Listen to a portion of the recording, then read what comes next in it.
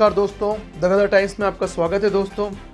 जी हाँ दोस्तों, गदर टाइम्स आज आप लोगों के बीच में एक नई सीरीज चालू करने जा रहा है दोस्तों, भारत के वीर शहीदों और क्रांतिकारियों के बारे में। जी हाँ दोस्तों, आज से हम एक अपना नया प्रोग्राम आपके बीच में ला रहे हैं और डेली हम आपको एक महान पुरुष की, भारत के जो शहीद या क्रांतिकारी रहे हैं महान, उनके बारे में हम आपको उनकी एक बायोग्राफी के बारे में ब्रीफ देने की कोशिश करेंगे इस वेब सीरीज़ में।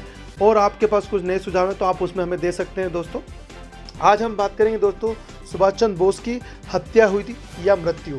जी हाँ दोस्तों, इस रहस्यमयी घटना के बारे में आज हम विस्तार से बात करेंगे दोस्तों। भारत की स्वतंत्रता के लिए आज़ाद हिंद फौज का नेतृत्व करने वाले सुभाष चंद्र बोस, जो नेताजी के नाम से जाने जाते थे, उनकी मौत एक रहस्य बनी हुई है दोस्तों। हाल में इस मुद्दे पर फिर राजनीतिक हलकों और बुद्धिजीवियों के बीच तीखी बहस छिड़ गई है।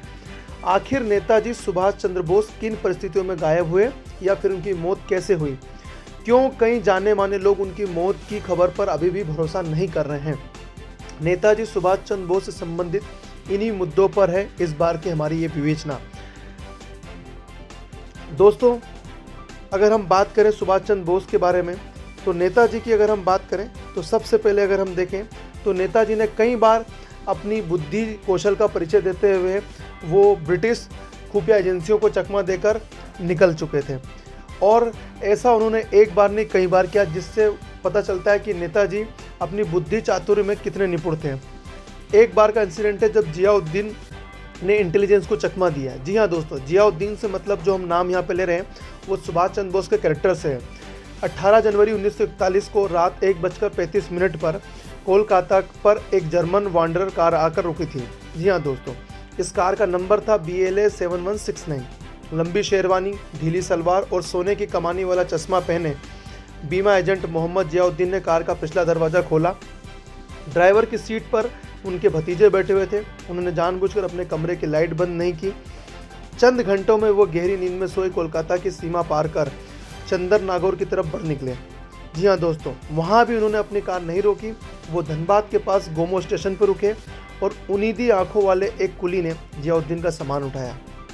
उसके बाद वो इस तरीके से इसी रूट से आगे बढ़ते हुए जियाउद्दीन के रूप में उन्होंने अंग्रेजों को चकमा देकर सुभाष चंद्र बोस नेताजी यहाँ से निकल गए। जी हाँ दोस्तों, अब हम बात करते हैं सुभाष चंद्र बोस की उस घटना के बारे में जिसमें कई बार अनुमान लगाया गया कुछ लोगों के द्वारा कि इसी घटना के बाद उनकी डेथ हो गई थी। दोस्तों, दूसरा विश्व युद्ध के समाप्त होने के बाद जापान को आत्मसमर्पण किए हुए अभी 3 दिन हुए थे।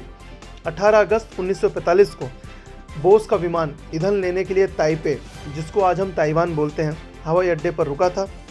दोबारा उड़ान भरते ही एक जोर की आवाज़ सुनाई दी थी और बोस के साथ चल रहे उनके साथी कर्नल हबीबुर रहमान को लगा कि कहीं दुश्मन की विमान भेदी तोप का गोला तो उनके विमान को नहीं लग गया।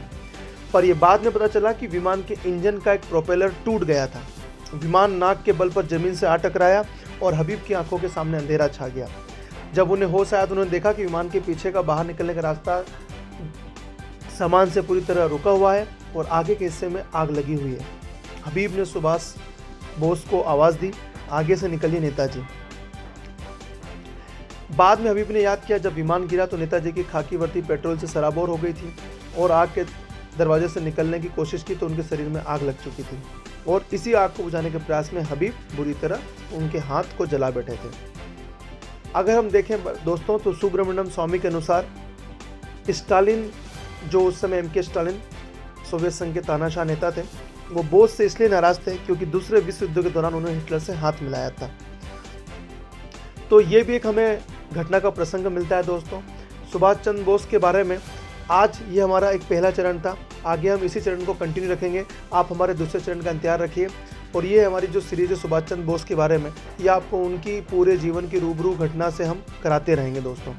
आप हमारे चैनल को प्लीज़ ज़्यादा से ज़्यादा सब्सक्राइब कीजिए, लाइक कीजिए दोस्तों, और आपके कोई भी सुझाव है तो आप हमें सेंड कर सकते हैं, हम उन पर बिल्कुल काम करेंगे। धन्यवाद दोस्तों।